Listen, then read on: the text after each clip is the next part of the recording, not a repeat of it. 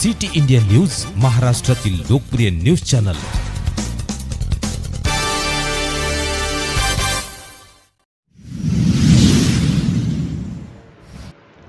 चोपडा तालुक्यातील वर्डी ते माचला फाटा दरम्यान गोमांस तस्करी करणाऱ्यांवर अडावत पोलिसांची कारवाई।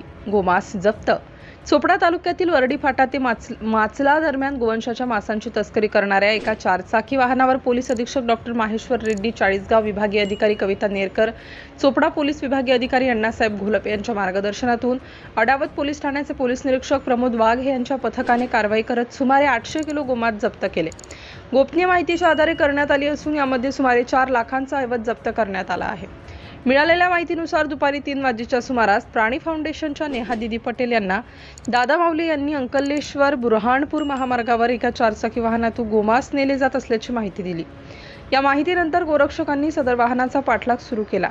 माचला ते वर्डी फाट्याच्या दरम्यान एका फार्म हाऊस समोरील महामार्गाखाली असलेल्या केळीच्या शेतात गोमांस असलेले वाहन MH43 BB 0409 सुमारे 10 फूट खोल खड्ड्यात उतरले, मात्र चालक तात्काळ घटनास्थळावरून फरार झाला। सिटी इंडिया न्यूजसाठी प्रतिनिधी डॉक्टर सतीश भादणे, अडावत।